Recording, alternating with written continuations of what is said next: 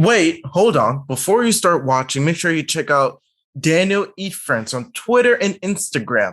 I know you guys have been checking out my YouTube videos, but did you know that you could check out some quotes from very well-known thinkers, some of my ideas on Instagram, and you could check out my hot takes on more recent sort of news on Twitter. For the podcast, we usually talk about more solidified topics that are not necessarily in the news cycle. So again, if you want to check out my more, I guess, not nuanced opinions because it's on Twitter, but opinions on more recent news, you can check out me on Twitter and Instagram, Daniel Idfresne. That's DanielIdfresne. Again, that's DanielIdfresne on Twitter and Instagram. Now, let's get to the show.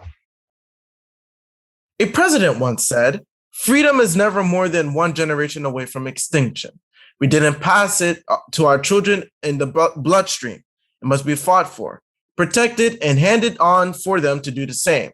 Or one day we will spend our sunset years telling our children and our children's children what it was once like to live in the United States where men were free." In free societies, authoritarianism does not come from the government at first. Usually in your history class, your teacher tells you about the classic examples, Soviet Russia and whatnot, Cambodia, and all these different examples. And what you usually see is an authoritarian crackdown after the government gets overthrown. However, as Alexei de Tocqueville noted, authoritarianism and free societies do not happen in the same way. Authoritarianism in free societies like the United States will happen more culturally. Obviously, after the culture is authoritarian in nature, what we can call the authoritarian, after the authoritarian mindset has been adopted within culture, then it starts seeping into politics and law. Remember that politics is downstream from culture. But what is the culture we are experiencing right now? I mean, you can make this observation as Alexei de Tocqueville made, but are we really in that culture? And many would argue yes. I mean, we are now at a time where you cannot state your opinions. I mean, as long as you want to keep your jobs and feed your kids, your children, in order to maintain their friendships, will silence themselves, censor themselves in order to keep their friends to get good grades. We now live in a Jacobin culture. And it is only a matter of time before this Jacobin culture is reflected in our laws and in politics. I mean, we are seeing it right now. There are two distinct reactions to this new Jacobin culture we are experiencing. Authoritarianism to embolden it, as we see with big tech in Silicon Valley and the government and many other authorities in our government and whatnot. But there's also authoritarianism to squash it, almost like a reaction to the flu. When your body has to react to the cold, you're not getting a fever because of the cold itself per se, but because your body is reacting to the cold. And just like your body becomes unpleasant when it is dealing with the cold, you get a fever, you get a runny nose and whatnot. America might be seeing another reaction, a reaction towards a reaction sort of supporting authoritarianism in order to squash the impeding authoritarianism if we aren't stopping right now. There are many paths the government can take to start taking more control over the lives of ordinary Americans. Today, we will explore them and talk about the ways we can avoid an authoritarian crackdown, from those who support the Jacobin culture and those who wish to squash the Jacobin culture. Is this avoidable? We're going to explore all of that in today's episode. You are listening to Daniel Idfresne.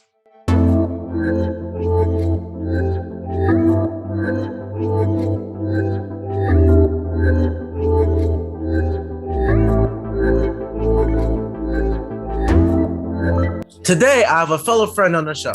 He is an independent animation director. He runs the live stream show Break the Rules, which you can find on breaktherules.tv, and he is the chair of the Art and Technology Committee at the National Arts Club in New York City. His name is Lev Polyakov. What's up, Lev? What's up, Daniel? Thank you so much for inviting me to your wonderful show.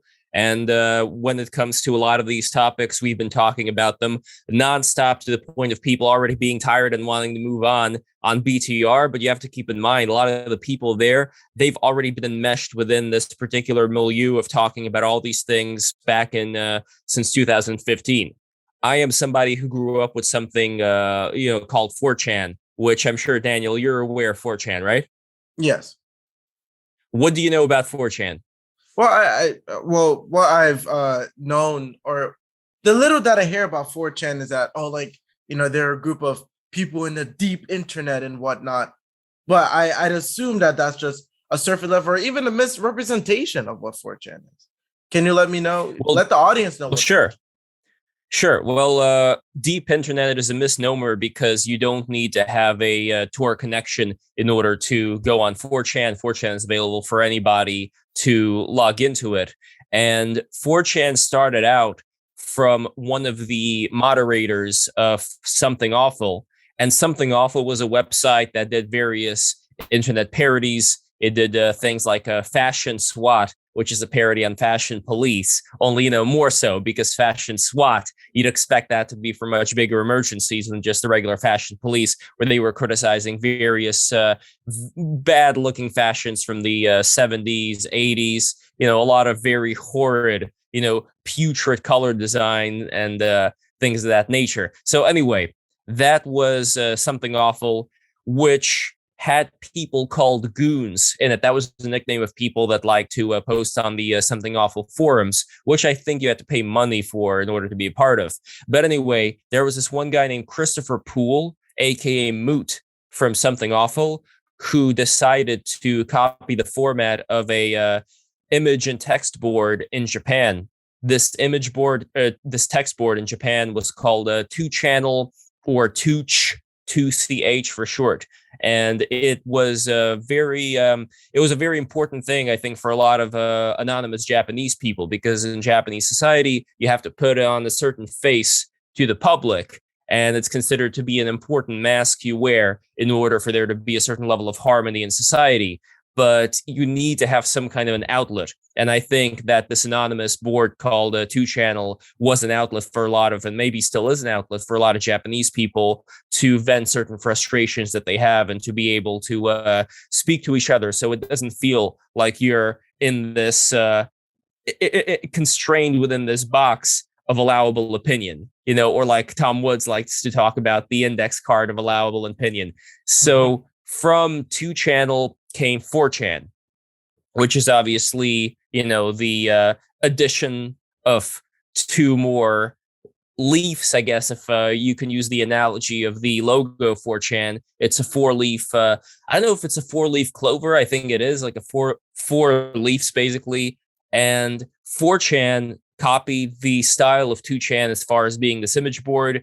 It got a lot of anonymous people. Pretty much everybody's anonymous there, unless you want to use a name, like a trip code, things of that nature, so that people can identify who you are multiple times. Usually they don't like doing that on boards like B, which has degenerated now into pretty much just pornography posting. But back in the day, B, Random, that used to be the place for a lot of these anonymous people to gather and talk about things. Now I think that's been usurped by Poll, Politically Incorrect, and that's been the place for a lot of fomenting of grievances. And being somebody who, even though I'm not religiously Jewish, I am, I guess you could say, ethnically half Jewish, half Russian from my dad's side, Jewish from my mom's side, which makes me fully Jewish according to the matrilineal line. Somebody like me on 4chan would be described as being the origin of all the problems in the world that we're currently facing. There is that anti-Semitic trope about how, people of my particular extraction come into a place and would want to subvert it, and all this all this horrible stuff, which again, you are definitely going to find whoever, like my retort to a lot of this anti-Semitic stuff is you are going to find people who end up filling any kind of niche, because in a modern society, those niches will start existing, whether we're talking about various things people don't like in the world of banking, in the world of finance.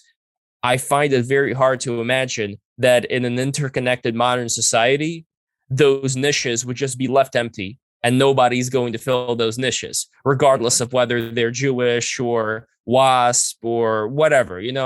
People are going to find a way to make money and fill whatever niches there are. So I never take it as being some attribute of being Jewish or being any kind of,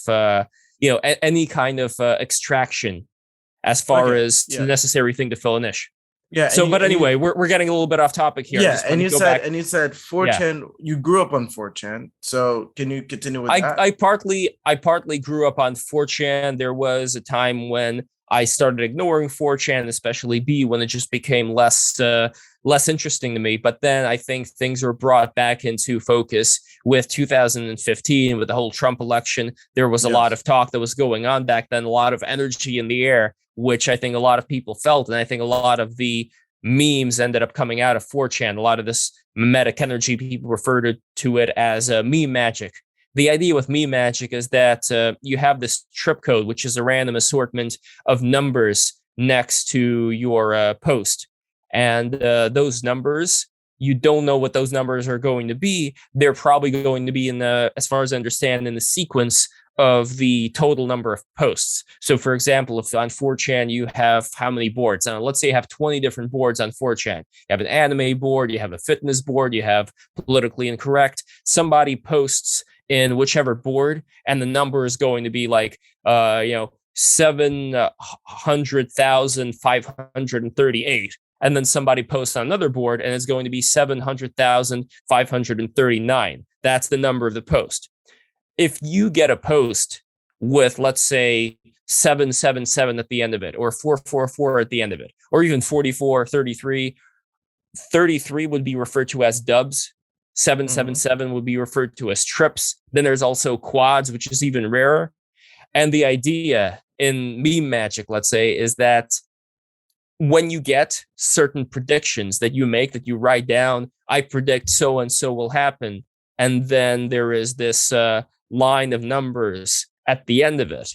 It's sort of like modern day fortune telling, where if you get this really rare number and you make a certain statement, you don't know whether you're going to get that number or not. But if you do, then that sort of validates certain things that will happen. As far as how real it is, I don't know. I'm of the belief that there is this interconnectedness between our physical world and the spiritual world, where one influences the other. So I could see, in a way, it bridges the divide between the two. But anyway, meme magic and just the proliferation of a lot of memes and energy during that time, I think that's what caused a lot of people to get back into 4chan and get back into this particular culture of being very critical of the things that are going on in the modern condition. And from that, I started going to Twitter, to similar circles that resonate with a lot of the 4chan culture. And from there, I decided to build a bridge between the culture of 4chan, the culture of all of these reactive elements online, with people who are much more in the normie sphere, if you will. Normie is the word that they use for people who are just, normal, regular people that would just go by whatever it is the main consensus. And I'd say that goes for both Democrats, Republicans. But the important thing is that I think that there are certain things that normies are grounded in, while there are other things that the non-normies, anonymous people are grounded in. And it's important for one to hear the other so that neither end up in an echo chamber. So that was the main thing that BTR does. And again, going back to the whole me being Jewish thing, BTR it's very important. Break the rules. Yes, break the rules. It's very important to break a lot of those echo chambers of people that believe that, Jewish people are of a certain way. And the best thing, I think, to break a lot of these echo chambers is just to put you in front of it. And in this case, putting myself in front of it, letting all the anti-Semitic tropes go right into me, and it just becomes a regular thing where some people, for example, who I was on the show of, as soon as they started hearing certain anti-Semitic things going on from the people in their chat, they were like, "Oh my God, why is this happening?" Like, I'm sorry, Lev. Like, I've never experienced, this level of, because they never had Jewish guests on. They were stuck in, let's say, particular echo chambers, and all of a sudden you have somebody coming in, kind of like a Daryl Davis coming in to talk with the Klansmen, and it's something that's not going to be addressed in a single day or a month or even a year. It's an ongoing process of being able to, get people to recognize that certain things that they may have in their head of how things work, they may be misdiagnosing the origin of why that is. And as a result, they may be misdiagnosing the solution.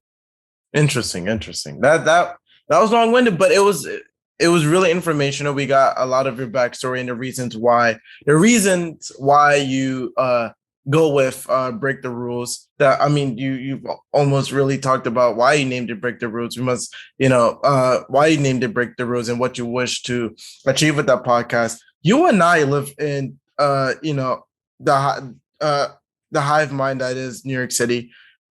Are there those who will not scorn you for thinking with the orthodoxy here?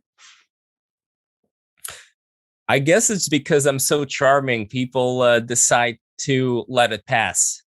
I don't know. I don't know exactly what it is, but I've never really been in that much of a situation unless we're talking with very extreme left-leaning people that I would say it's kind of an exception to the rule that I said of break the rules, where we talk with anybody. We do talk with anybody. We find that it's very hard to get people who are very SJW oriented on in the first place. But then again, I think that they're a lot more robot-like or a lot more NPC-like. NPC means non-playable character than people who would be, let's say, more normie tier, but more in kind of like a milquetoast standard conservative or liberal side. I find that those people, even though some of the people in the chat or in the conversation may not fully agree with them, I find that they are a lot easier to actually speak with, as opposed to somebody who thinks that anybody to the right of Bernie Sanders is a Nazi.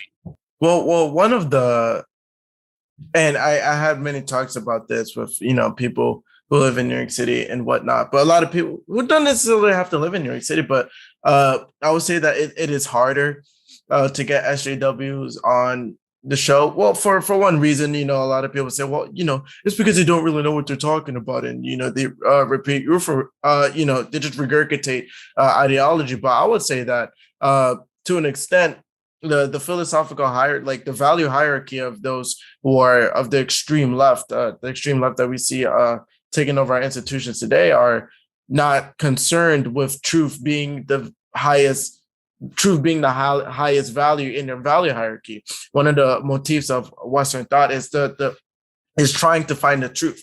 And, this idea of trying to find the truth has pushed many to make the philosophical contention that they do. Like, for example, Aristotle and his fascination with the cosmos, the fact that, you have day and you have night, day and the night, like with it, just like this bastion of order of like day and night, how the planet is moving, whatnot.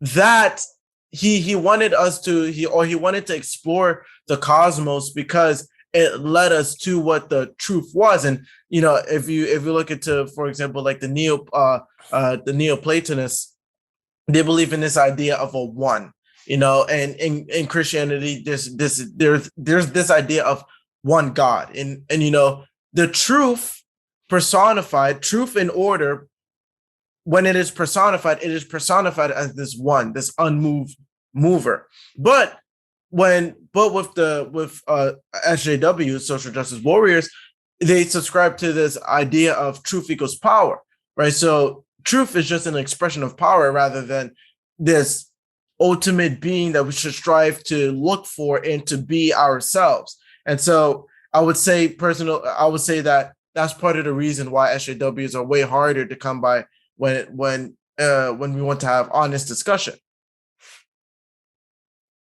I don't think it's necessarily a bad strategy as far as winning goes, because if you adopt the framework of truth is what works, even if there may be a much higher and much more important truth in terms of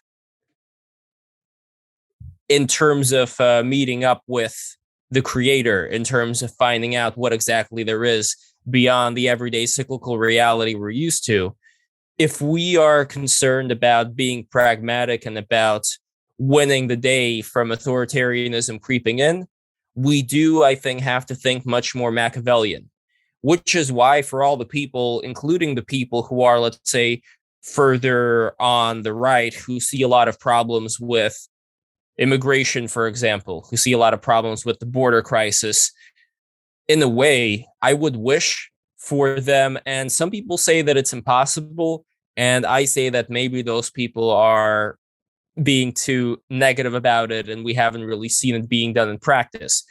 There was this politician, I don't remember his name right now, I believe he was a politician in New Zealand, who had a very socialist sounding platform with all the SJW platitudes. He came in, he still repeated those exact same platitudes. Meanwhile, he instituted very strict immigration policy. And what I find from that is people are very malleable as far as certain things that you say to them, where you can say one thing and do another.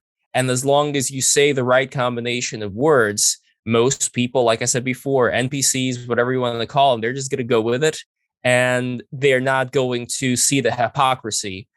But that is a tool that I think can be leveraged for good. I think that is something why I think there were a lot of people who were anti-Trumpers, who otherwise would have been absolutely 100% for all the policies that Trump was espousing. The problem, I think, was that Trump actually said it out loud. So I'm sure that there were people out there who would have been in favor of all the policies that Trump was espousing. Mm-hmm. Their problem, though, I think, was that Trump was saying it out loud as opposed to saying one thing and doing another. And so are you? And I think that one of the things that people may not consider. Yeah. No, continue. Well, I think one of the things that people may not consider, and I'm not saying that they're necessarily right about the outcome here, but just to push back on some of the people with the doom and gloom, is I think that a lot of the people who are not the AOCs, not the squad, but people who are more or less in charge of the system and have been in charge of the system for a long time, if we can imagine from a different perspective where there would be on their part a lot of corruption, again like relative to what, but that there would be corruption on their part, but at the same time the kind of system that they created is one where they would cater to a lot of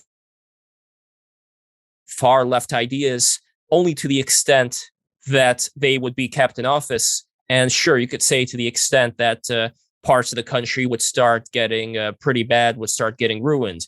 But at the same time, it may not be to the extent that they would actually want to implement the worst of the ideas. So in a way, you could say like they've been using the far left as a cudgel to keep themselves elected.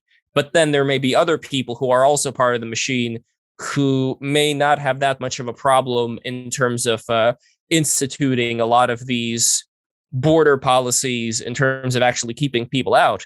And for those people, again, just to play devil's advocate, the things that Trump was espousing may have been to them something that went in the way of them being able to implement those policies, but much quieter.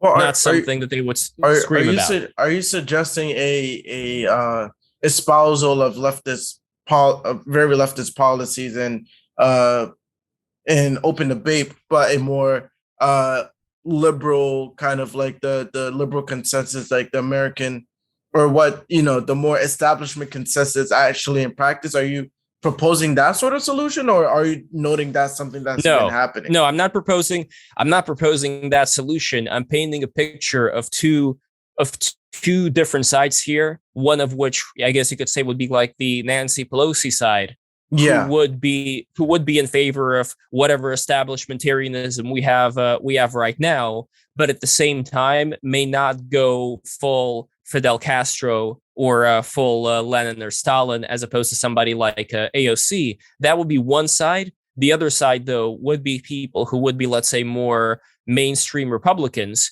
who, yes, you could say that there are a lot of problems in terms of putting a lot of money into all of these various overseas adventures, all of these wars, and at the same time, not really doing that much at all, except for vocalizing, how much they care about the American people. But I would still say that the problem with a lot of those people that are on the, let's say, further right is that they vocalize very loudly what they intend on doing.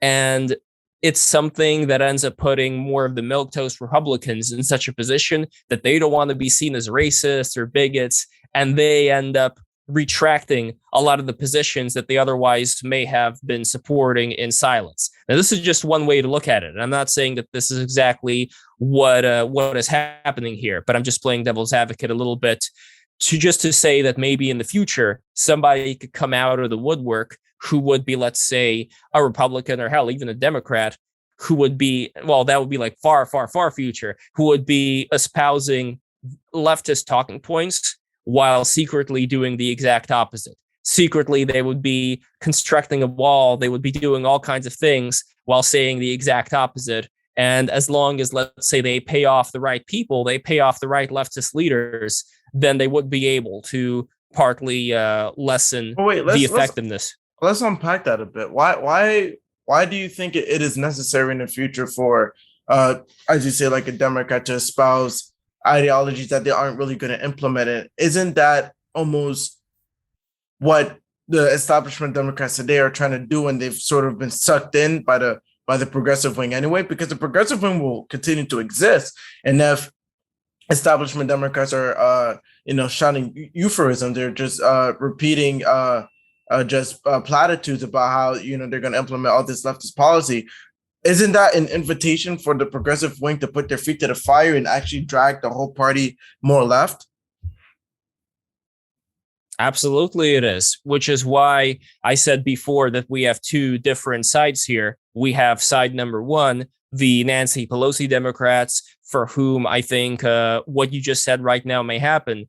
But then you would have, let's say, more milquetoast Republicans who I agree that they are a bunch of losers. That's the other problem, by the way, that they don't have that same fire as we see in, people who would be, let's say, more, less establishmentarian and more populist. There is definitely much more of a fire there. But the problem strategically may be is that those people who have the fire, they're so honest and they're so brazen about what they want to do that it provides enough fuel to the far left and enough fuel, let's say, to the establishment that would then empower the far left to label all of them as racist and Nazis and whatnot.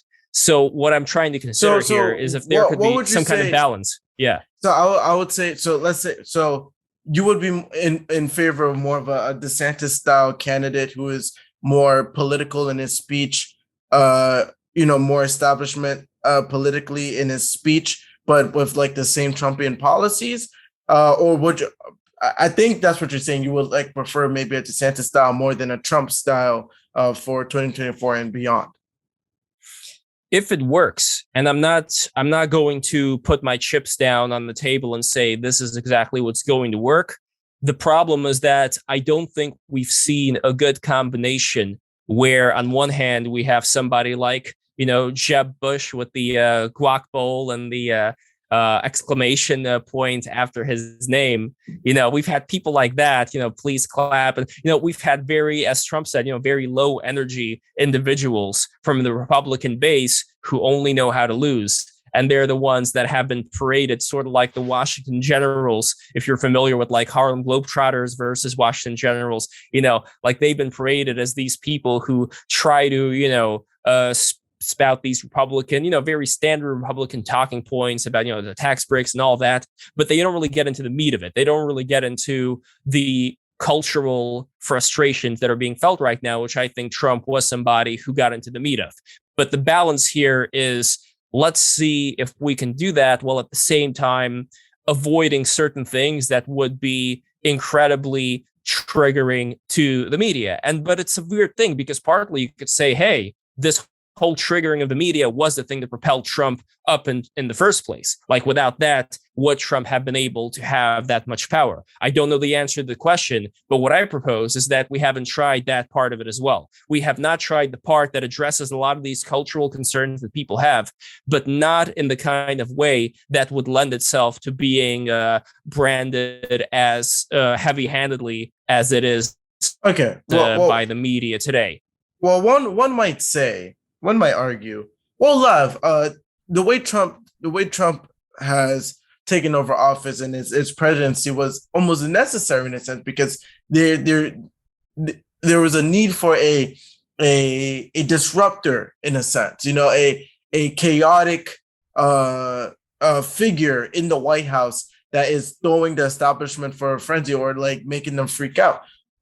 What they might, those people who may make that argument, they may say a more mild mannered politician with Trumpian policies wouldn't have to fire to implement, wouldn't have the fire in his belly, if you want to make references to certain shows, certain anime, that don't have a fire in his belly to push those policies. So what I'm basically saying, one might say that someone with the policies of Trump, but the attitudes of a Jeb Bush is not enough, that we need the attitudes of a Trump as well. What is your response to that? I would say the same thing that I said before. I would love for the example I'm bringing forth to actually be tried. I don't think it really has been tried. The closest person would be kind of like Reagan. And again, certain policies that Reagan pushed before, especially like in the second term, where I think H.W. Bush had more of a charge of the situation. Reagan was already, not fully there. But I think that certain policies, were, pretty negative, but then were others that were pretty good. Like, for example, the whole Star Wars thing, which for myself, coming from the USSR originally, I was born in 1988. So that was still the USSR.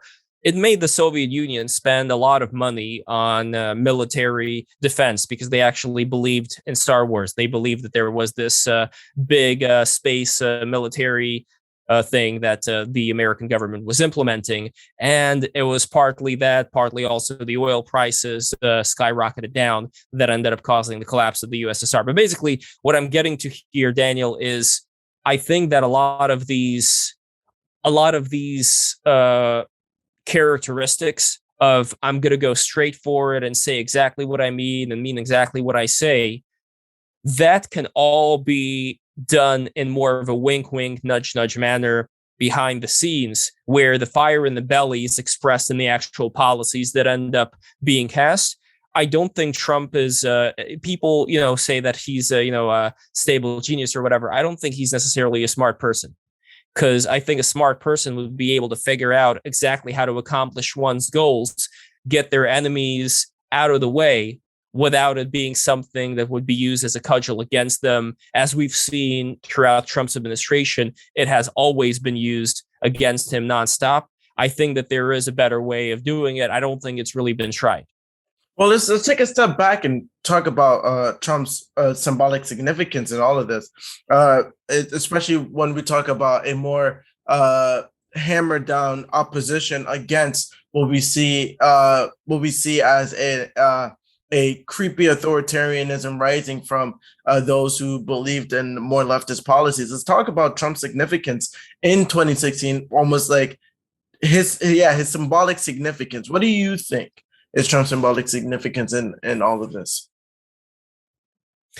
I think it does express the frustration, but also it seems like it's somebody who spent a long time in the desert getting a drop of sewer water and enjoying that drop of sewer water because it's better than going thirsty.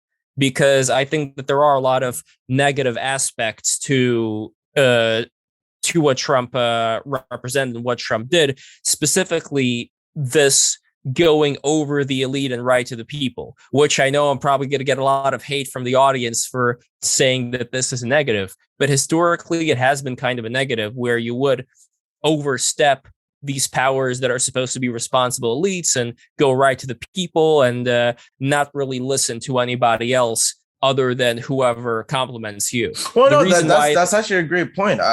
And let me interject here so I can like bolster your point as well. You know, a lot of people, and you know, a lot of people may say, well, you know, and this is sort of the argument against populism, because a lot of people might get angry because, you know, the more dominant wing of the Conservative Party is populism now. But yeah, you know, with a lot of people who want to embolden themselves with power, they usually invoke the will of the people to subvert institutions that was made by the will of the people.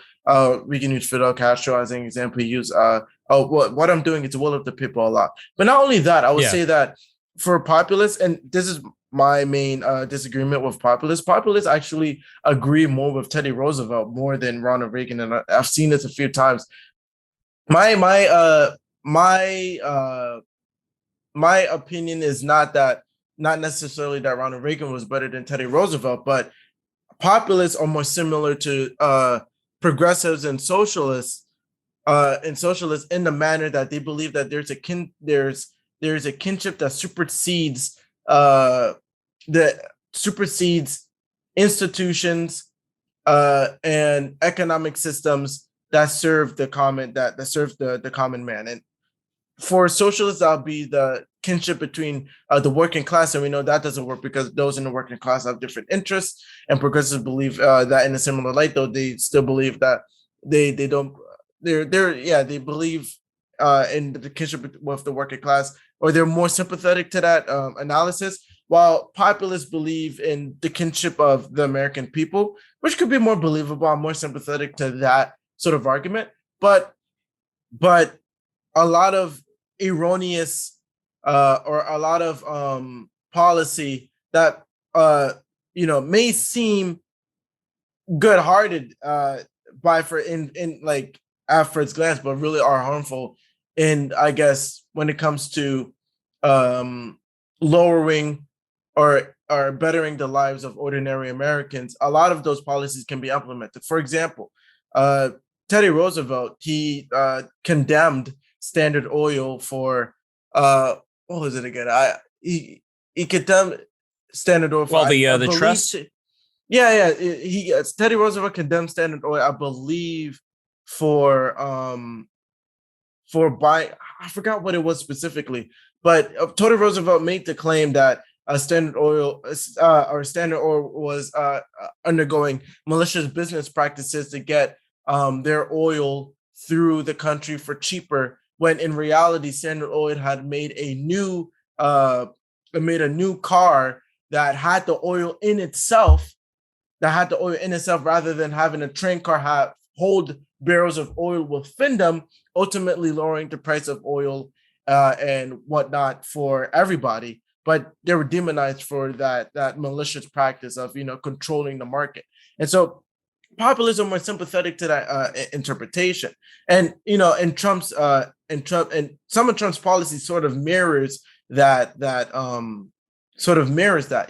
For example, part of the reason why lumber costs so much is because we refuse to take as much lumber from Canada, because America first. Yes, America first. America first, lumber comes from here, or the majority of lumber should come from here. But the natural result of that is the lumber price will increase once there's a squeeze in the production line of lumber. Another example is, I believe the price of washers and dryers went up as well because of America First policy. And so I would say the critique of populism would be, you are evoking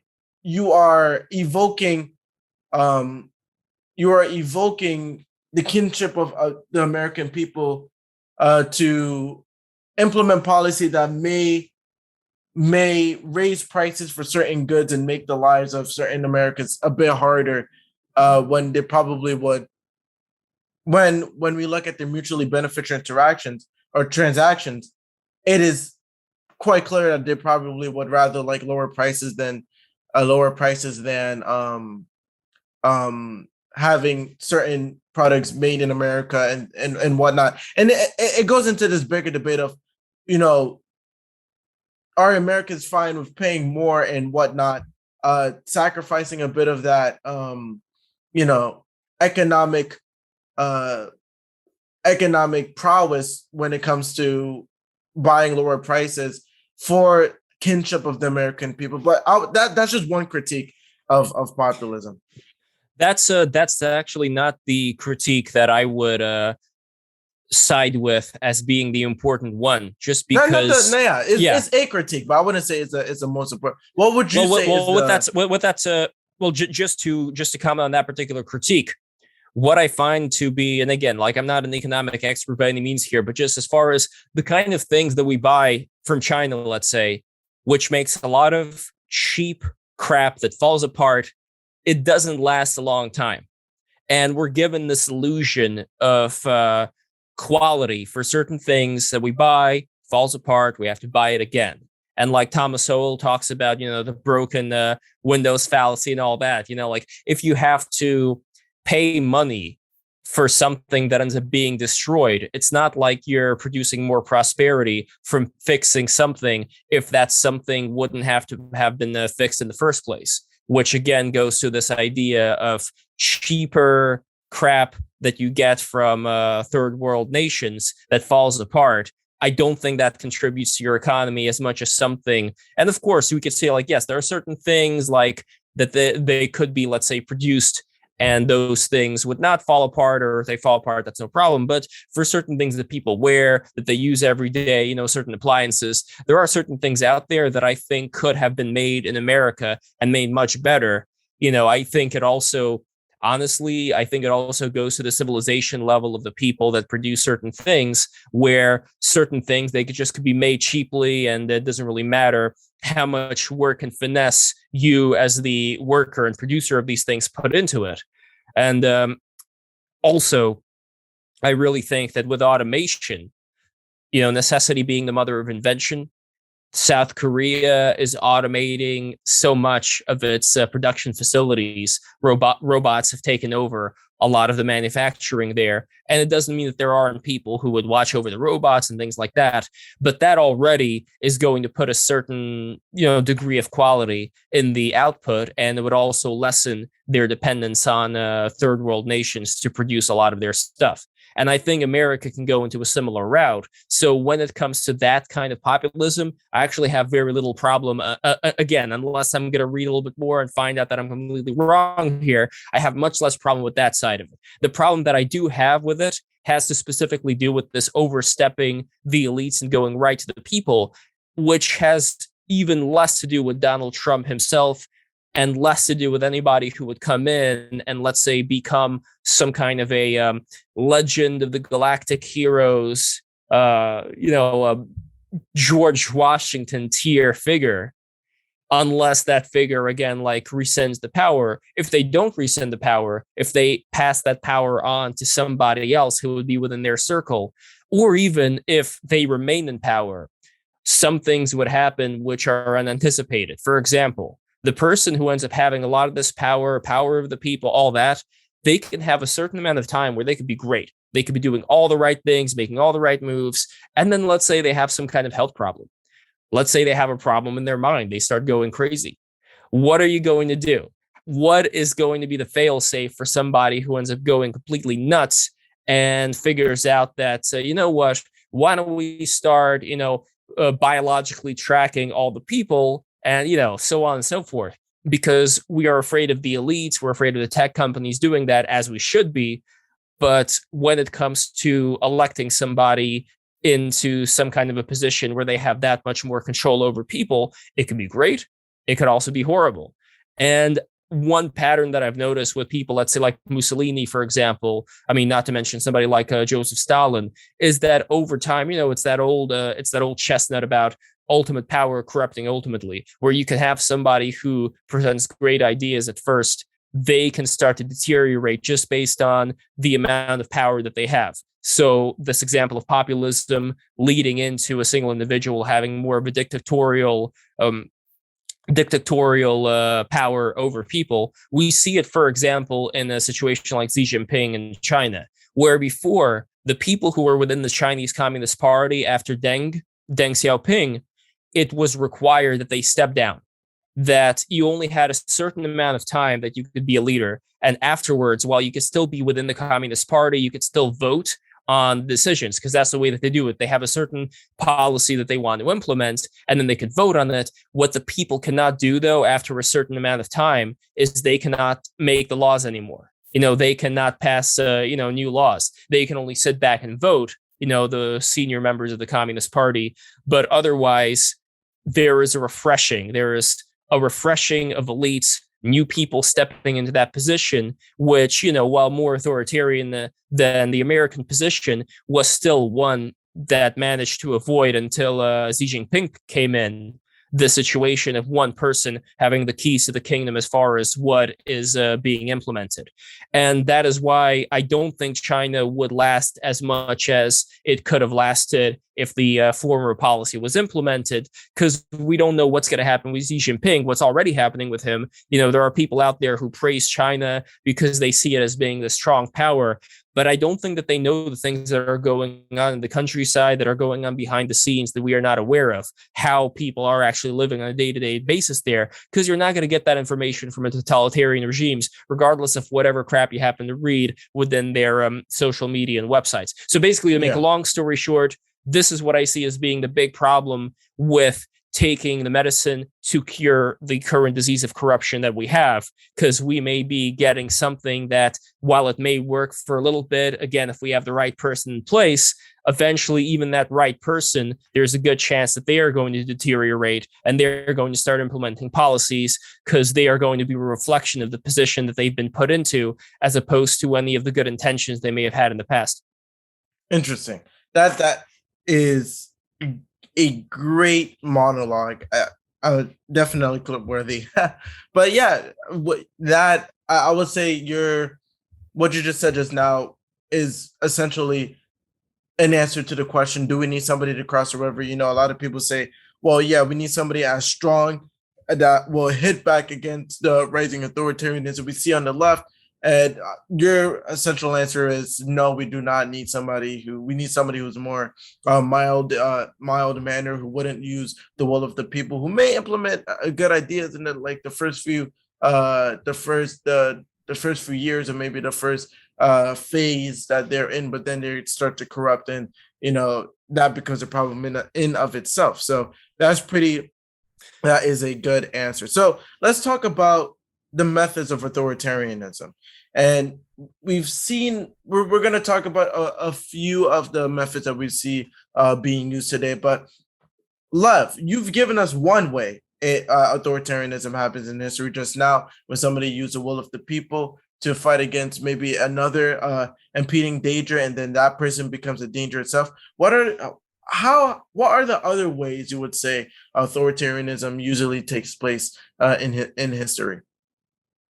Well, with the will of the people you're talking about, I see authoritarianism taking place in a similar way right now, with people who are, let's say, like we talked about before, people who are more on the left and people who are more in the establishment, because you could say they are also using the will of their people. By their people, I mean people who would be, let's say, number one, more in the elite structure, people who are within the tech firms, who do have these very totalitarian mindsets that they've been given from the university system over time, as well as people who are in the lower class, people who, let's say, not in the middle class, people who have come over here from third world nations, who would not be that uncomfortable with having the similar third world hellhole experience in the US. That's where they came from, and it's a position that they would be able to adjust to. Not everybody, obviously, but a lot of people who come from especially socialist countries. There are certain people who come from the socialist countries, let's say Venezuela refugees, who recognize what a terrible system it is. But then there are other people who come from places of a similar background that will accept it.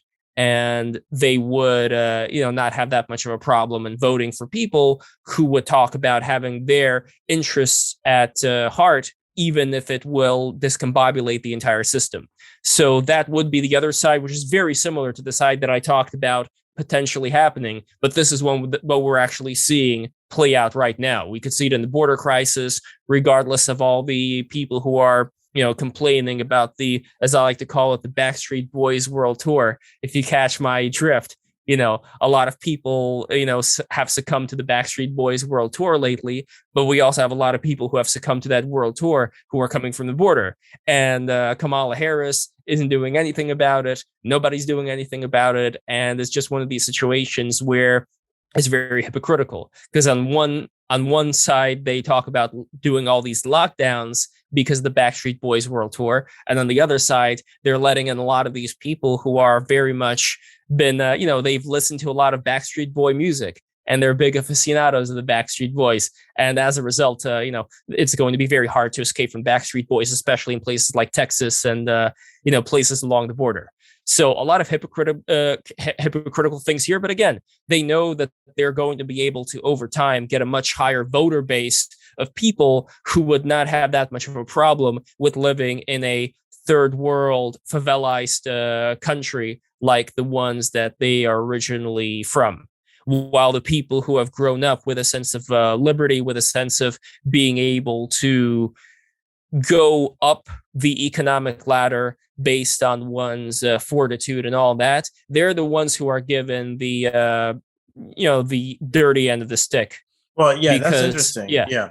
Well, yeah, a lot of people may dismiss the idea that our overlords in government are allowing immigrants to come in to change up the voter base and whatnot. But I'd point to their refusal to allow Cubans to come into the United States as refugees. Exactly. Before I was a skeptic of I thought that they were just dumb, and they think that they'll allow just immigrants to come in and whatnot. But after I hear that the federal government is not going to allow Cubans and Haitians to come in to the country, and where are Cubans and Haitians located? Or where are they located mostly? They're located mostly in Florida, who votes more Republican, while those who come through the southern border are more likely to vote Democrat. And so but our overlords in the media denounce this as a conspiracy theory. But anybody with two eyes and a few brain cells are up together can see what's going on. So another method of authoritarianism that we want to talk about is the use of emergencies. Can you tell us like a historical use of emergencies and how we're seeing it play out here in America right now? Well, one example would be the Japanese internment camps during World War II. That was something that, because they thought that there were going to be all these Japanese spies everywhere, all these Japanese saboteurs, they took Japanese American citizens who have been in this country for years and years and years, just rounded them all up and put them in camps. So that is one example. Another example was the suppression of any dissenting media during the Woodrow Wilson administration, when Woodrow Wilson brought the Americans into World War I. An incredibly stupid United States. Oh, yeah, that is another one. Yeah, the Cruikshank decision, to rob black people from being able to have firearms. Like a lot of these things you could point to as the government definitely overstepping their bounds and going against the Constitution, going against the Bill of Rights. And this thing that we have today as well, with this idea that the Constitution is a living document and it's flexible and it could change. When we see the direction that a lot of these social media influences are steering a lot of young people. And this is something that I wanted to ask you specifically, because you are a young person and you are in New York City, in the belly of the beast, you're around all these people. So how much work do you think was effective in getting people from your generation to look at something like socialism, like the government being able to mandate what exactly is free speech and what exactly is hate speech? How effective is it among your particular generation, do you find? Well, I find it to be particularly effective, really effective, actually. And we have to note that this endeavor to make free speech, this idea of hate speech prevalent among people in my generation, to make ideas of socialism more favorable among people in my generation, isn't something uh, that has started like a few months ago. It's been something that's been happening since the 1970s, I would say, with the introduction of postmodernism in the universities, and then thereafter the emergence of many postmodern studies, where whether we talk about gender studies, critical race theory, we could talk about environmental studies, where they take a almost anti-humanist approach, where they demonize humans as the oppressors and nature as the oppressed. And this has been going on for decades, since the 70s. That makes it now what, it's been going on for about 50 years now. And our generation, my generation, they eat it up like it's super something. Well, I would say actually that there's a good number of them that don't subscribe to that ideology, who are normal in nature, and I would say that is because of uh, the income that they have. It normally turns around the income and their gender, and so those who aren't as wealthy in New York City aren't are those who are less wealthy in New York City are also less likely to subscribe to their ideology. So I have friends in all sorts of socioeconomic brackets, and those who live in more impoverished neighborhoods, or those who aren't as wealthy, are less likely to subscribe to those ideologies. And it's also, if you are male, you're also less likely to subscribe to the ideologies. From what I've seen, a lot of my male friends have, they aren't necessarily conservatives, but they are aware of the I would say crazy things that are going on recently, while my female friends are more likely to subscribe to the ideology. And so I would say overall, in general, I would say that when it comes to what they deal with, my generation have to encounter with when in education and social media and whatnot, they're bombarded with this stuff, and a good amount of them are subscribed to the ideology. If not, they're passively subscribed to the ideology, and so they won't be active proponents of it. But because they're just being taught about it and inundated with it, they see no problem with it, which is just as much as a problem as being an active proponent of it. And even though even though the more active proponents of the ideology of ideology within my generation are more of a minority, just because not many people truly understand what they're arguing for, they're the loudest ones, and those who do not agree with the ideology feel pressure to be quiet. So I would say it is very prevalent among people in my generation. How much would you say that the people in your generation are pretending to be into this ideology out of a natural sense of self-preservation, and I would how say many are actually true believers? I would say a good plurality of, I can't really put a number on it.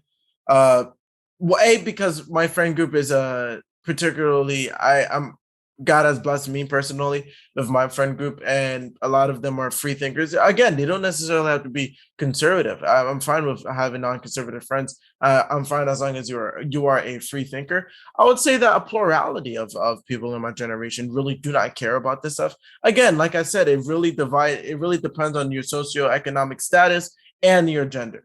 Uh, if you're female, you're more So likely. people who are richer, well, richer Continue. people would Yeah. be for it generally. Yeah. So I live in both worlds. When I go to school, I go to Brooklyn Tech. My audience, I believe, know that. I've probably mentioned it once or twice before. I go to Brooklyn Tech, and a lot of people who go to Brooklyn, actually 60% of those who go to Brooklyn Tech are on free or reduced lunch. But those who are more loud, the louder ones in the school, are of higher socioeconomic status. And so they're more likely to be progressive in nature. And in my classroom, especially in law and society, the politically active ones are more likely to gravitate towards law and society. That's a major within my school. And they're more likely to be progressive than the normal. But that doesn't mean I am within within circles who have higher socioeconomic statuses in general. I know people who are of lower socioeconomic status. It comes from my background. I went to middle school in Brownsville, one of the most dangerous impoverished neighborhoods in New York City, and so I know people who are of who do not have as high or as high as an economic status as those who go to tech, and they do not subscribe to the ideology at all. But a lot of people do stay silent for self-preservation. Again, when you're in your teenage years, you are more susceptible to hierarchies, particularly hierarchies that dictate whether you're popular or not. And so a lot of people, they will either mindlessly regurgitate or just stay silent in fear of retaliation.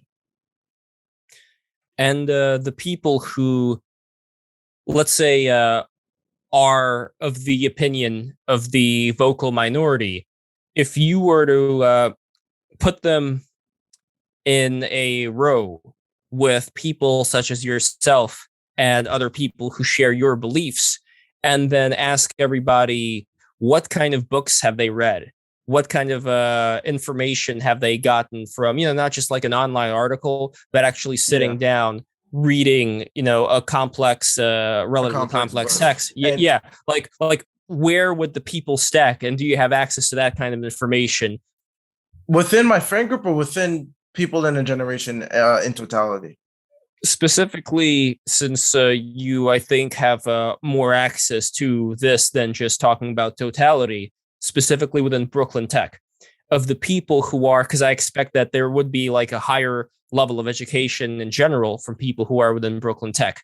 But do you find that there are certain books that people who are on more of an extreme left end have read, or you never asked this to them? I'm just curious, like, where do a lot of people who have the more leftist opinions get their information from? What are their particular sources? I would say the vast majority of people who are on the left within my school usually regurgitate the ideology from social media and those who are smarter than them.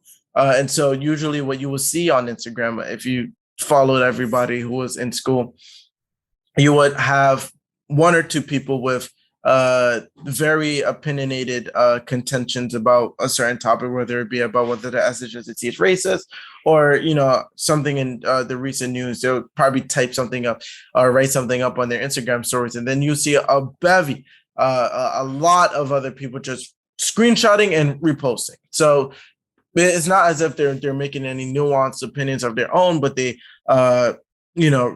read the opinions of somebody else. They then say, that sounds close enough to the orthodoxy, and then they repost that, or they don't necessarily think that's close enough to the orthodoxy because they are a part of the orthodoxy, so they believe it and they just repost it. I would say that yes,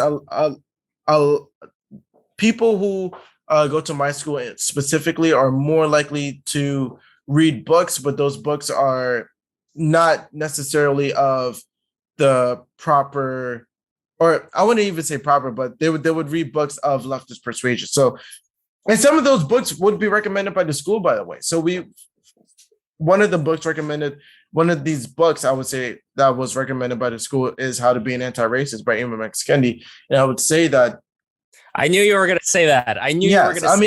That's almost a staple. Like it's that book is one of the, I would say, pillars of the critical social justice movement, and it would almost be a crime for the school not to recommend it to its student body unless it wants to be canceled. But I think the alumni they're pretty, I wouldn't say they're necessarily conservative, but they're grounded in a sense that they know what they're doing. Like, for example, if students would rile up against the SHSAT, they'll say no, the SHSAT is not going, in their opinion. Of course, they don't have hands in public policy, and so all of that is contingent on de Blasio and New York City in general.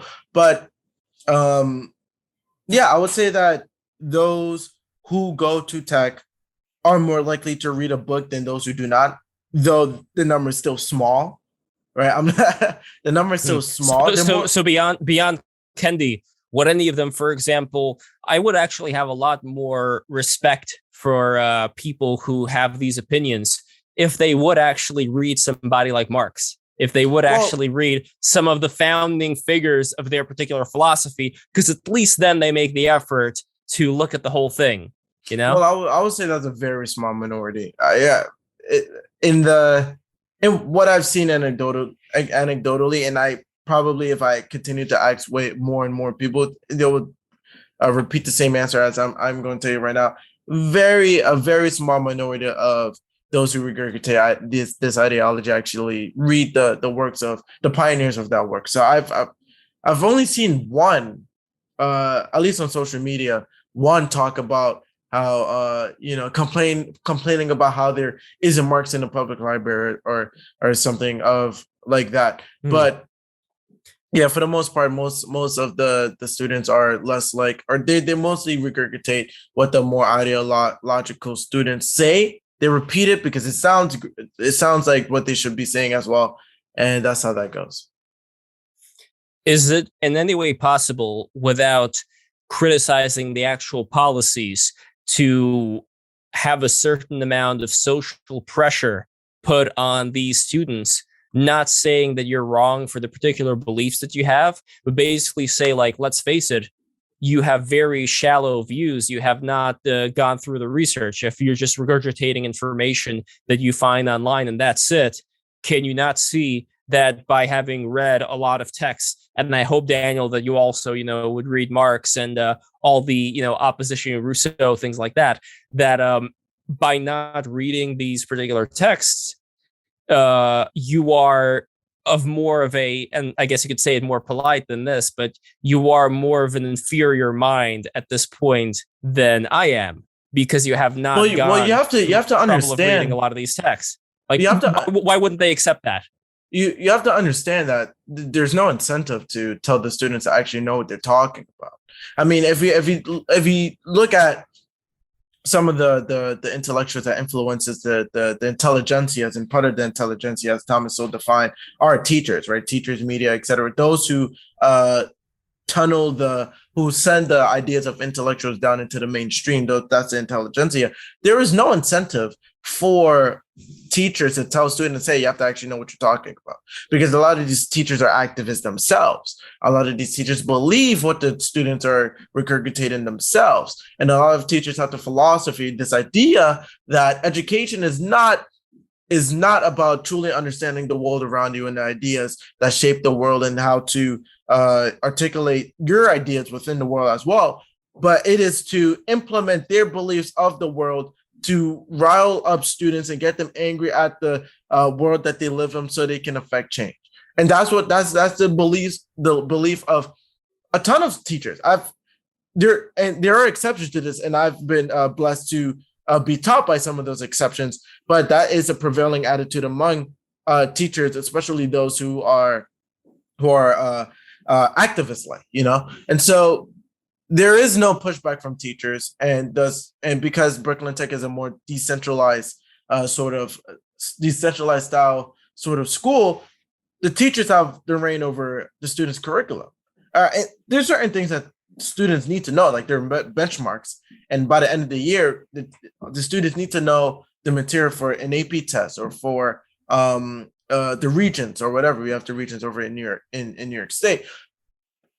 But the teacher usually has free reign to teach what they want to teach, especially in elective classes. Like, for example, an elective class would be legal ethics or criminal law, right? There's no regions or no test that you have to take at the end of the year. So the teacher really the free reign to do whatever they want. Yeah, I mean, the talos of teaching a certain subject is to teach a subject, right? Just as the talos of a tennis court is for tennis players, to play on it. So of course there would be a certain backlash against students if they spent the whole year not learning what they are supposed to learn, right? Because the students want the classes for a reason, and there will be a certain level of backlash from those who aren't necessarily ideologically possessed. But for the most part, they'll just sprinkle in a bit of ideologue here and there, maybe in the beginning of the class as a monologue. Usually they have a chance to put in, interject their opinions when we have to talk about current events at the beginning of class time. Can you give me an example of that? Just like as you can recall as best as you can you give me an example of how a teacher would usually speak about these things in a class? Well, I mean, you don't have to say the exact wording, but as close as possible. Well, I would say that. Well, I would say that there would be. So I've seen really two styles when it comes to this. Usually, one would come in the form of a monologue, and it will come in the form of a monologue before the actual lesson. They'll talk about current events. Blah, blah, blah, monologue, speak, interject their opinions, and then they'll say how, and this is how it relates to what we're learning today. Another form would be sort of pushing back the subject of the class entirely and spending maybe a unit on more social justice issues.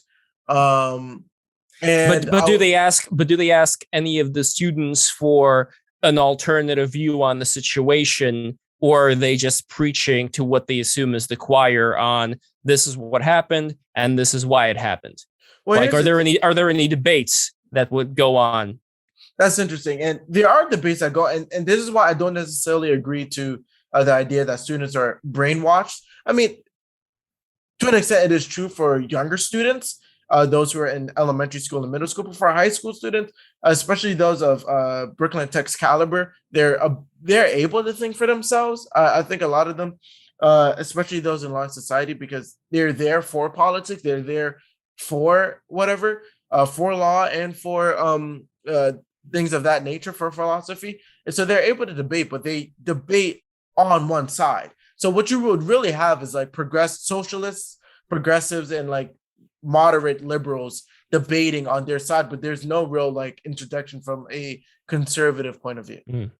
Can you give me one example of an interaction where there would be, for the school at least, a relatively extreme opinion or statement from somebody? Maybe it would be from you. I don't know. Like, can you give an example of any of the interactions you've had in class in any kind of debate? Or do you, as they say on 4chan, hide your power level? Oh, do I hide my power level? Oh, yeah, I subscribe to the notion of choosing your battles. And so if I don't see that there will be a productive conversation, then I won't really interject, or I would play devil's advocate. So instead of really telling my position, I would say, well, one might say, right? And so that this associates me. Say. Yeah. This is. Well, can you give an example of one of those? I'm just curious. Can you give an example of one of those and what the interaction was? What did they say as a reply to you? Man, I'm really deep into the summer, so it's been a while since I've been in the classroom setting. But I would say, all right, an example would be, what would an example be? Yeah, I don't have any examples off the top of my head, but we can go with like a generic example. Like somebody might say, well, the workers of a company, they have to have the means of production and blah blah blah. And I'll just be like, well, one might say, that because a certain person invested more money into X, they should reap more benefits. It'll go like that. And I don't really use that. I don't only use that for the classroom, but we live in New York City, and I do like having conversations with people. And so when I see a conversation being more on the political side, I had a conversation with some people. I would say progressive, more on progressives in Central Park. I would say maybe a few weeks ago. I would say one might say this, one might say that. And because it disassociates me from the conversation where, and you sort of need that for those on the left, because they believe that the political is personal. And so if you're debating a issue, if you're disagreeing with them on an issue, they believe that you're attacking them themselves. So, yeah. I just don't know if there is much hope for people who believe that you are attacking them, my hope pretty much only lies on the fence sitters right now, which is why I like that organization FAIR, which called the Foundation Against Intolerance and Racism. And we both know Brent, who was part of that organization. That's actually how we met in New York City, through Brent. And what I think they're doing is they are reaching out to more of the fence-sitting parents who have, who are more or less part of the elite, who have their kids in these prestigious schools that have all these problems with wokeness, with critical race theory. They're not reaching out. And this is the part that a lot of the people, I think, on Break the Rules, who are in the chat, that they don't get. They're not reaching out to people who are on the right. Okay, they have their particular battles to fight with people who are in more of this undecided category, where I think all their lives they have been in a particular paradigm. They're seeing, or they're experiencing, being the proverbial frog. They're experiencing the boiling of the water to a certain extent now. And the hope is that they're going to be the ones who will hop out, because they're going to be the ones who have the money. They're going to be the ones who have the power. And they're going to be the ones who, in some way, will be able to do something. Now, I have had, if you remember, there was the counter argument from Oren McIntyre on the stream that we did yesterday with Wilfred Riley, another person who's associated with FAIR, by the way, where he talks about how a lot of these people who are against critical race theory, who are going to be trying to legislate it out of schools, how the government is going to be going after them legally and is going to be hitting the hammer hard.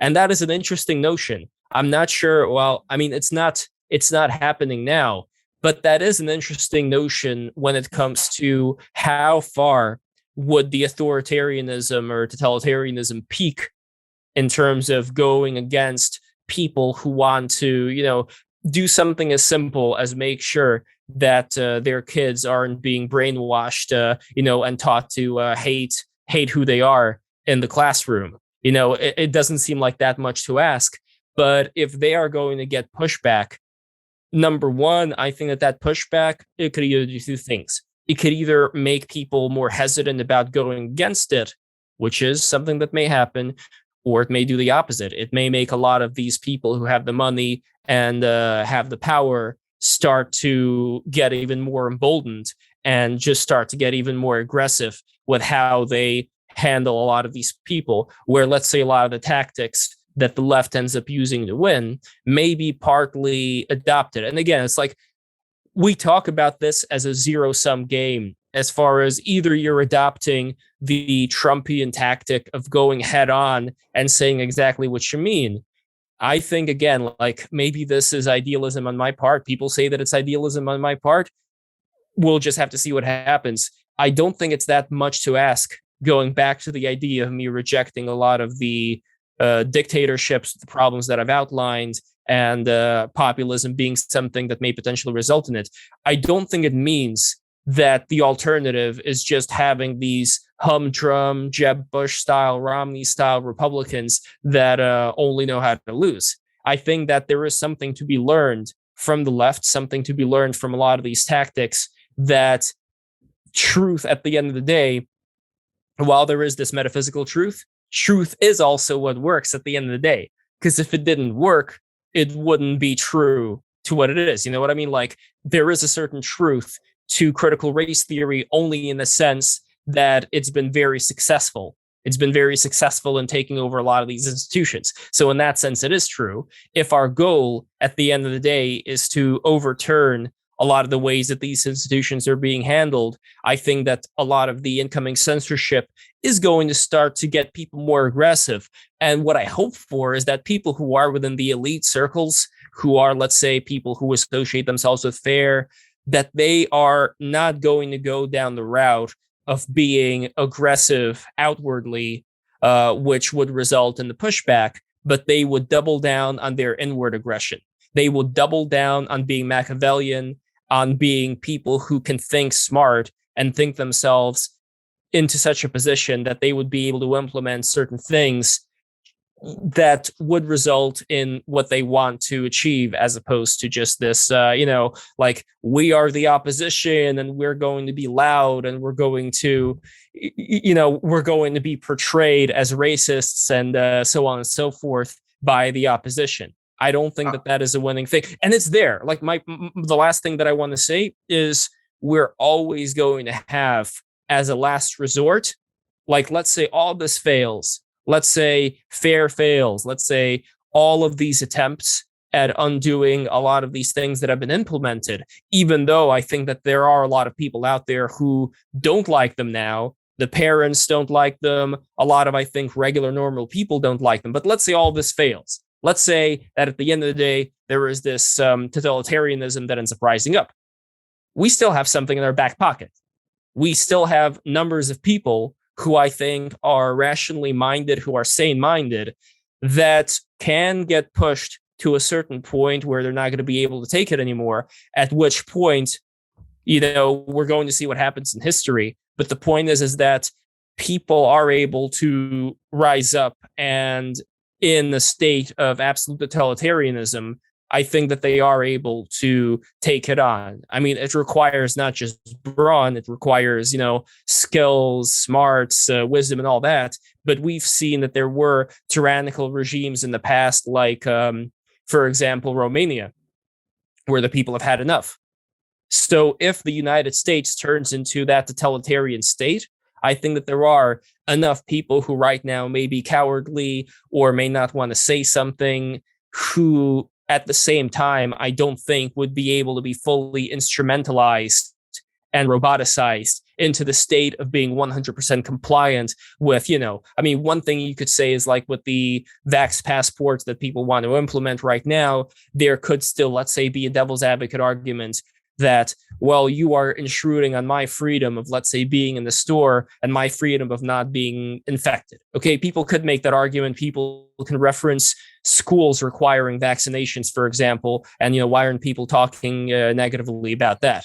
But the moment I think that it would get to, if you have the wrong political opinion, then you cannot participate in the marketplace. And we're already seeing it, obviously, with the big tech sites and people being deplatformed. But as far as most people who, and again, we're seeing it in work as well. We're seeing it in banks, deplatforming people, and we're seeing it in people being fired for their particular opinion.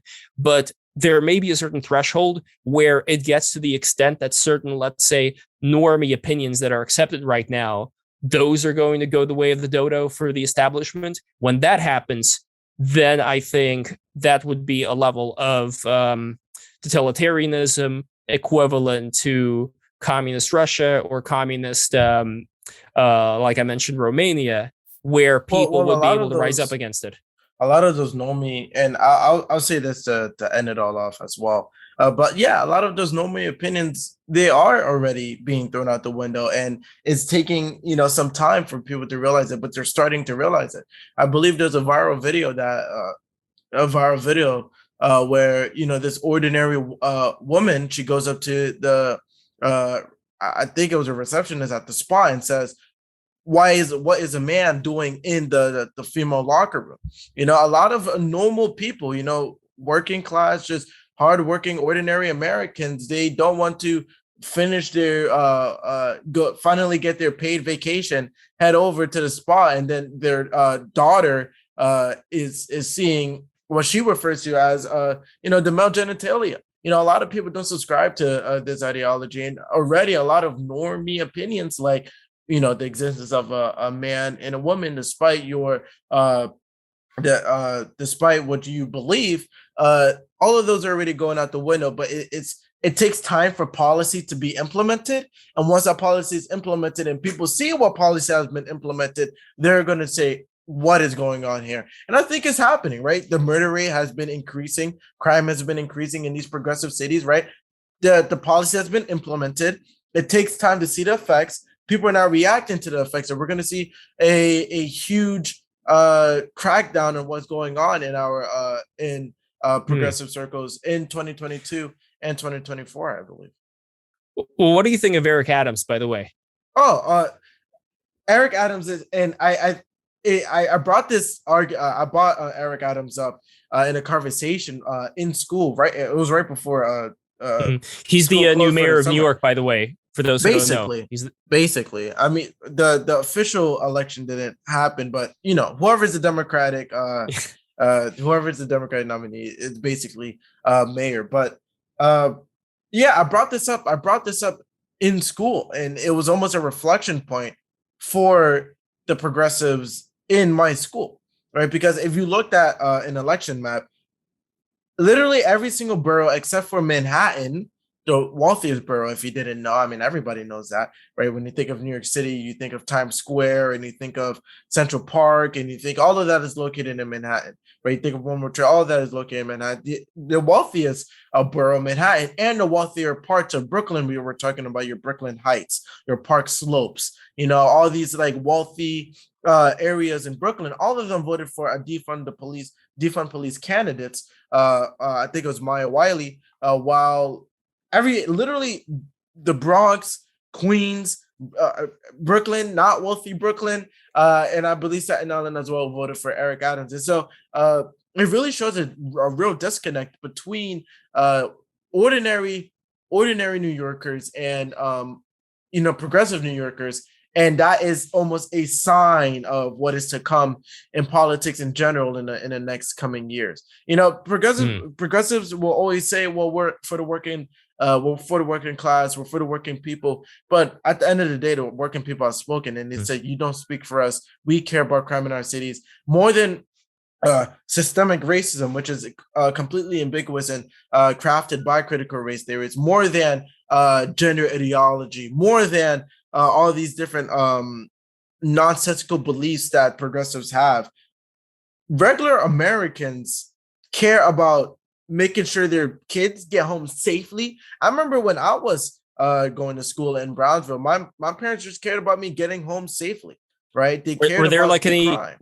I have a curiosity. Were there like gunshots that you heard on a regular Oh basis? yeah, definitely, definitely. Yeah, every few weeks you would hear. Every few weeks we had every few weeks there were gunshots that you would hear. We had a few lockdowns during the time I was in school because of shootings nearby, and we wanted to keep the students safe. As a matter of fact, my school worked with the NYPD to have some police officers in the area when the students were dismissing. Teachers had to walk with the students out at least 1 or 2 blocks in there, and the students were told to go directly home. And so yeah, what people of not high socioeconomic status care about, they care about crime. And crime is really is a stopping crime is the basis for everything when it comes to people who are more impoverished. I mean, high crime stops economic activity in the area because people don't feel safe to invest in the area. They don't feel safe to shop in the area. And so what people who aren't a part of Manhattan and Park Slope, Brooklyn care about is crime. They care about good education, and that's another thing that the progressives and those in our academic cause have completely destroyed.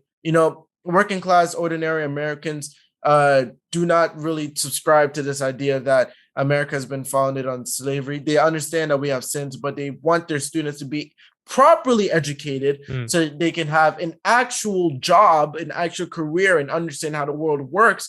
And so I would say crime and education are like two of the biggest priorities of normal Americans, and progressives have absolutely butchered that. When it comes to authoritarianism, and I'm going to give my final thoughts on that, I believe that there's going to be, and I'm of your attitude as well. And there's this amazing piece by Abigail Schreier, and she talks about America becoming more judgmental. And we know how that is in the case of the left. If you don't follow the orthodoxy, then you're a despicable human being who deserves to die. You Trumper, you Trumpy, whatever. But when it comes to the right, that's another one, right? Yeah.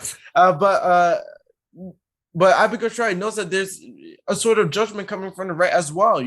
That if you aren't super patriotic, if you don't agree with every single thing that the populists believe, then you should be excluded as well. And some of my I would say red pilled but not conservative friends note that. When I walk with them, when I talk to them, they say, yeah, what's happening on the left is really stupid, and I don't agree with it at all. But then they say, yeah, it's also equally annoying seeing the right doing whatever they're doing, and they just want to be at a time where we can all come back to normal, and we can all just have share bread without having to deal with what politics you are. And so, yeah, a lot of ordinary Americans, they don't necessarily, they don't want the judgment from the left or the right. And so maybe ordinary Americans will side with the Trumpers, those who believe in Trump, or not believe, but those who voted for Trump. They may side with those people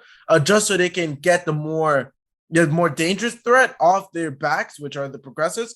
But in the long run, your suggestion, I believe that your suggestion that a more mild-tempered, maybe populist oriented candidate, politician will take over. I think that's maybe we will see that in a DeSantis, perhaps, or somebody of his persuasion in his. Well, they're going to have to be extremely charming, and they're going to have to be somebody who does not have this, managed decline, as people see, position that they do see from a lot of the more rhino, mainstream Republicans, whatever you want to say.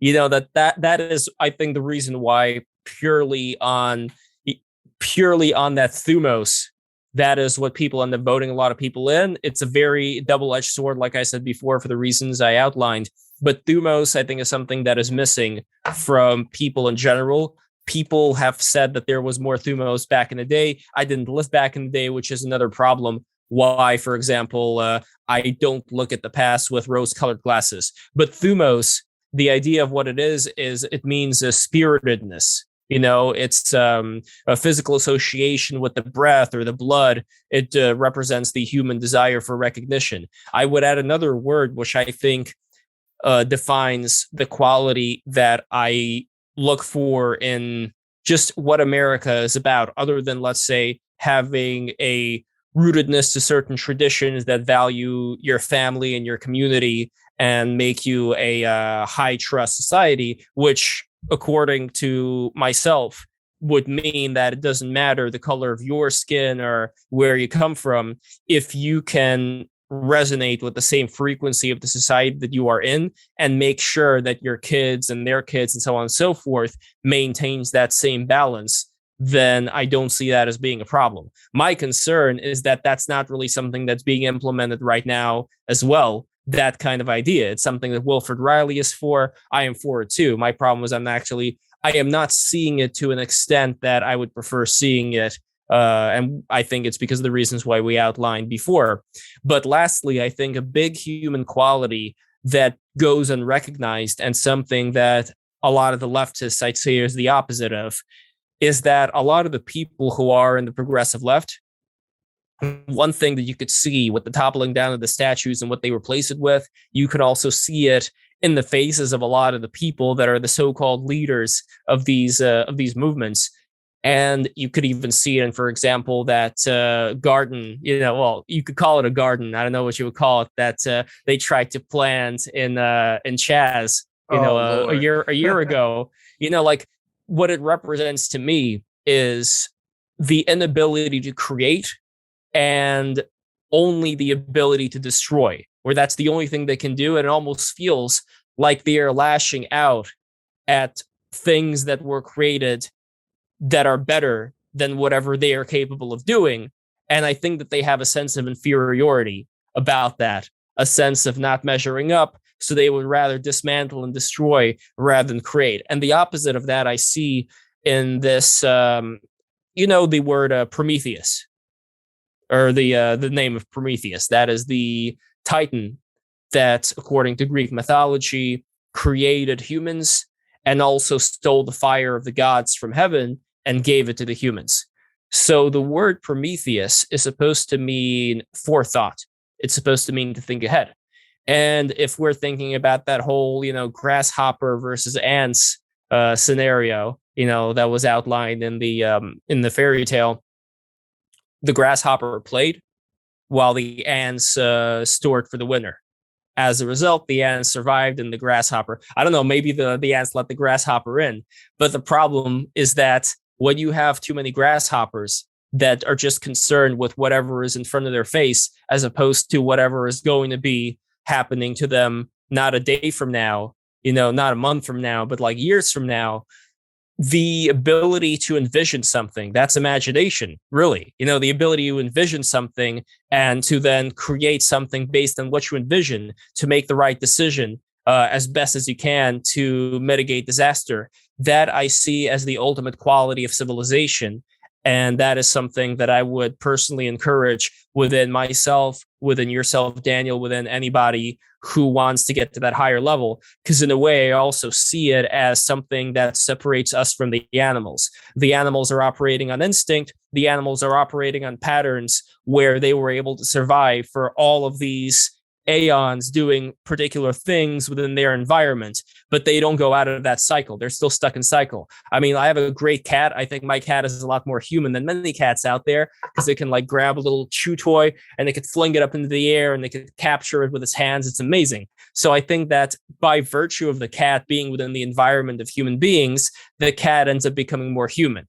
Thus, I think the same thing as far as people who are given good examples of how do you become a better society? How do you become somebody who, and again, better, I really do define it as precognition. I define it as an ability to foresee. And I could even stretch that up to maybe there are certain limitations that human beings have placed on themselves that can be overcome.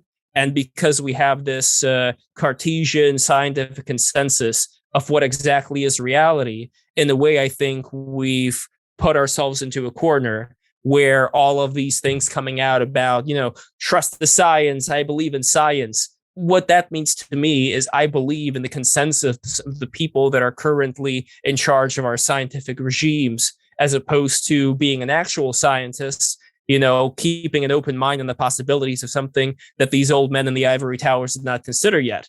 And this I'm going to apply to every single facet of our human abilities. And I've tested it on myself as well, that there are certain things you can experience that are beyond whatever it is people say are possible. And if you look at all the great scientists back in the day, if you look at Nikola Tesla, if you look at Isaac Newton back in the day, Isaac Newton practiced half of what he did was alchemy. And you think, why is this guy doing some, imperfect chemical process? Because it wasn't about the chemicals. That's the thing people also don't get about a lot of these things like alchemy, for example, that what you are doing in a way is that you are not trying to create gold out of metals. It's a metaphor. What you're trying to do is you are trying to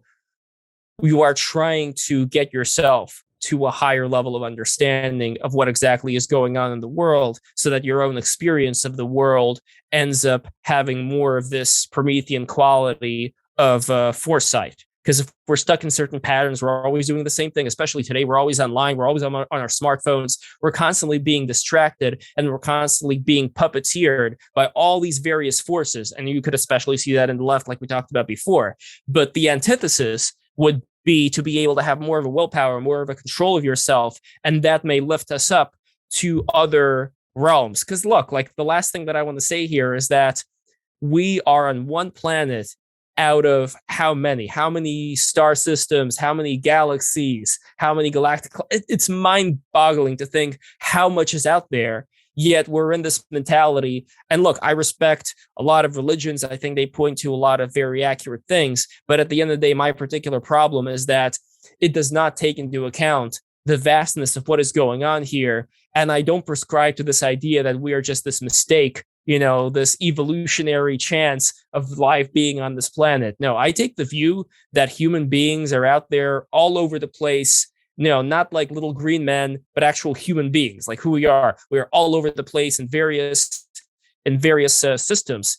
And I think that this quality that I think Christianity did attribute a lot to being able to raise one's level of understanding of the people around you, treat others as you want to be treated, all that. I think all of that can bring us to a higher level that other star systems, other potential planets have already had, which goes to the idea of, let's say in Hinduism, you have the Satya Yuga, or the Golden Age, where Satya means truth. So imagine, this is the last thing I will lead you with, I promise, this is the last one.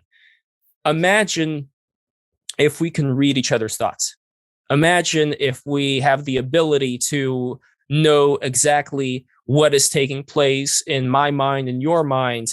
It creates the most high trust society ever, because you're not going to be able to keep anything from each other. And that would require a lot of concentration, if that's possible. Maybe it's not. But if it is possible, just think about that. We wouldn't be like the Aborigines in Australia, who also exhibited allegedly a lot of these powers when they would know whether a hunting party would return, with the meat, or whether they would return without it. So they would plan in advance. And this was way before cell phones, telephones. It was around the time of the telegraph that they communicated this, if it actually happened, if it's not a wives' tale, that they communicated this to the Australian people who were in the area.